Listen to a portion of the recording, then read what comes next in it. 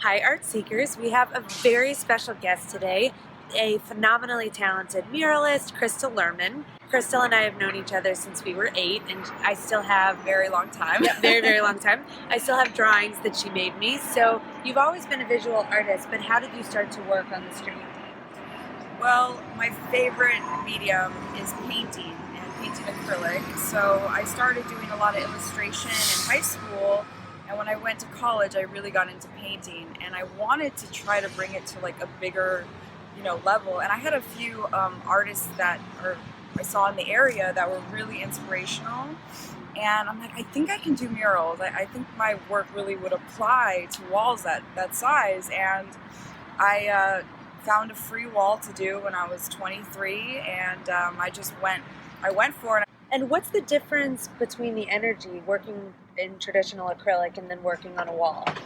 So that's the best question, because I think what I loved about doing street art was that I could interact with people like every minute, every hour, like every job site is different. I meet so many people, and working inside on canvases, like there's a time and place for it, and I do love it, but I really feed off the energy of the streets. Like, I feel a little cooped up when I'm home by myself. Like, I love to interact with the world around me. Like, that just really fuels my art.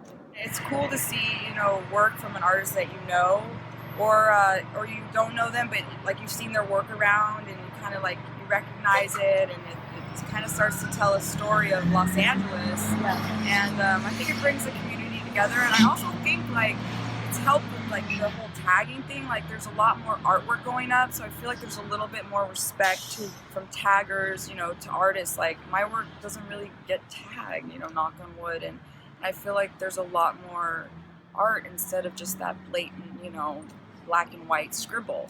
I agree. I think that street art is graffiti prevention because basically people have respect for something that is so beautiful. Absolutely. And enlivens the city as opposed to destroys it.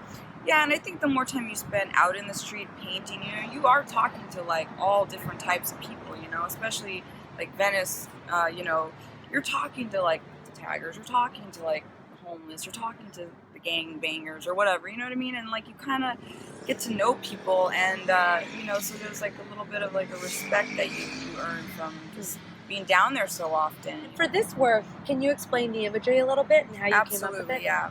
There's a lot of symbols in this work. So for the guys at the surf shop, it was really important to kind of capture the history of Santa Monica, and they had a huge connection with the Chumash Indians, which were here way before us. So they wanted me to put images to kind of honor their culture, their history. A lot of the symbols, like the pelican inside of the mural, that's like a big symbol in their culture.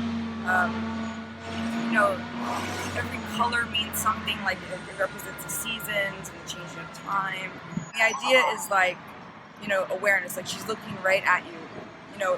Whether you're at the beginning of the street, walking all the way up the street, doesn't matter where you are, she's always looking at you. The eye gaze is always on you, and it's like to be aware of, our environment. So this mural is really, really about awareness and protection for our environment. So that's why the tree, the ocean, you have one side being the sun, the other side the moon, so it's like, the turning of time, and also being present, past, and then awareness for the future. And I love that our hair turns into the roots, because it's almost saying that we're peacefully coexisting with nature, but also are an extension of nature. Exactly.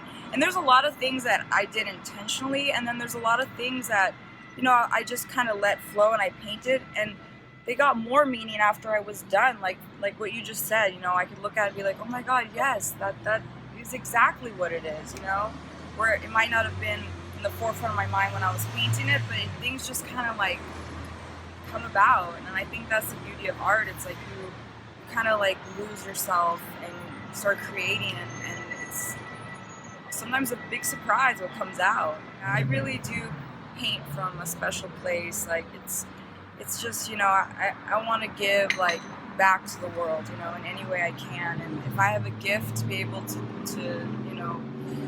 do that, I'm going to use it in the best way that I can. What are the particular messages that you hope to express in your work? Definitely awareness for the environment, enlightenment, to channel your imagination, to channel your creativity, to kind of reconnect with your childish, spirit that I feel like some people lose, as we get older. I want to just bring back some of that wonderment. That's so cool to hear because I remember you as a child and you did have just such an exuberant energy, and it's really special to get to see that translated in your work as an adult. Thank you, thank you. I think I have kept a lot of that, raw imagination and kind of childish spirit. Like, I still ask a ton of questions, and I'm always, kind of amazed at the world. You could do whatever you want with your art and your talent, and I've kind of have chosen now, as an adult, to put out work that's really positive, that's going to make people, think and feel, but feel something good.